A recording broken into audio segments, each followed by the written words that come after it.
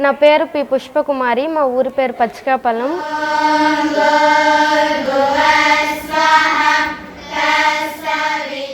నేను 3rd క్లాస్లో చదువుతా అన్నప్పుడు మా నాన్న చనిపోయారు. అమ్మ ఒక్కటి ఉండి 8th క్లాస్ వరకు చదివించారు. 8th క్లాస్లో అమ్మ చనిపోయారు.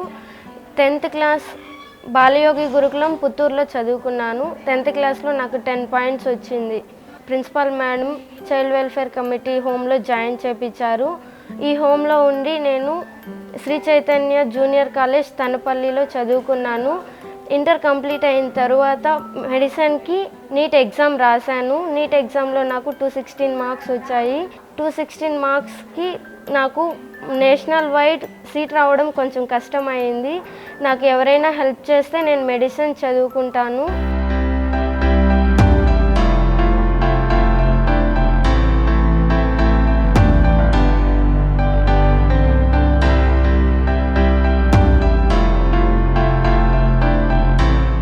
నేను డాక్టర్ అయ్యి 10 మందికి హెల్ప్ చేయాలన్నదే నా ఎయిమ్.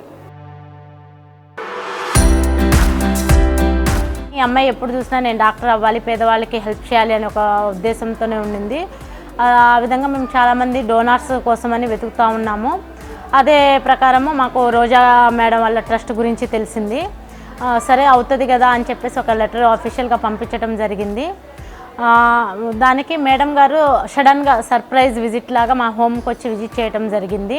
విజిట్ చేసి పాప యొక్క మెడిసిన్ సంబంధించి అన్ని చదువుకు సంబంధించిన మొత్తం బాధ్యతలు మేడం గారే తీసుకుంటామని చెప్పేసి చెప్పడం జరిగింది.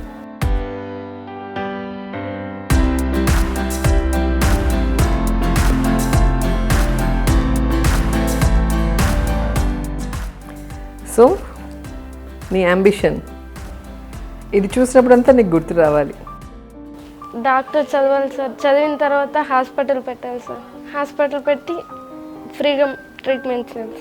అమ్మ ఒడితో ఎంతోమంది బిడ్డలకి బంగారు భవిష్యత్తు ఇచ్చిన జగనన్న పుట్టినరోజుకి నేను మీ రోజా ఒక బిడ్డ బంగారు భవిష్యత్తుకి భరోసానిస్తూ ఆవిడ చదువుల బాధ్యత నేను తీసుకున్నాను.